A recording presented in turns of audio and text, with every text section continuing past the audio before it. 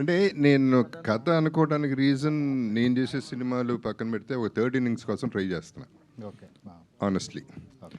So ఇవాళ సినిమాలు మంచి సినిమాలు తీస్తుంటే ఆడవు. అంటే మంచి సినిమాలు అంటే ఇది మంచి సినిమానే in the sense like sober సినిమాలు, డ్రామాలు అట్లా కాకుండా ఒక థ్రిల్లరో లేకపోతే ఒక విపరీతమైన కామెడీయో ఏదో ఒక ఎలిమెంట్ సాలిడ్గా ఉండాలనేది ఫీల్ అయ్యి ఇలాంటి ఎలిమెంట్ అయితే బాగుంటుంది. One older man and young girl అనే కాన్సెప్ట్ మీద స్టార్ట్ అయింది. అదేలే. కాకపోతే ఇది ఈ మధ్య షుగర్ డాడీ అని ఒక కాన్సెప్ట్ బాగా వైరల్ అయ్యి ట్రెండింగ్లో ఉంది. నీకుందా? నాకు కాదు బాబు, నువ్వు అది అలాంటి షేడ్స్ కనిపిస్తున్నాయి సినిమాలోని. అంటే దాన్ని ఫాలో అయ్యారా? అలాగే ఫీల్ అవ్వు. బాగుంది, అలాగే ఫీల్ అవుతాం అందరం. కాదు అలాగే మా షుగర్ డాడీ కాదు, అంత ఇంట్రెస్టింగ్ ఎలిమెంట్ వదిలేసి ఈమెను స్క్రాచ్ చేసింది అంటే అది పట్టించుకోకుండా మళ్ళీ కథకి వస్తాడు Nagendra.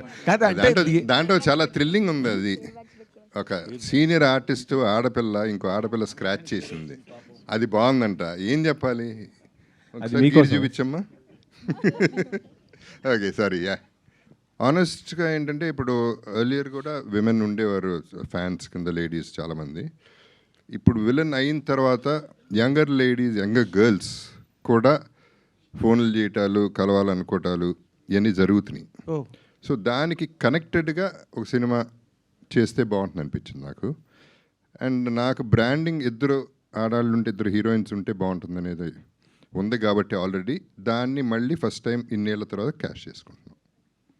Very good, all the very best బాబు. అంటే ఈ సినిమా ఇది జెన్జీ బ్యాచ్ ఇప్పుడు ఉన్న దానికి కనెక్ట్ అవుతుందా సార్? అంటే ఆ అమ్మాయి క్యారెక్టర్ అలా ఆ విధంగా ఎంఐ జెన్జీ కదా, మరి ఆటోమేటిక్గా కనెక్ట్ అవుతుంది. It's not as straight as that. They will be twists. ఆ ట్విస్ట్సే కావాలి కదా సినిమాకి.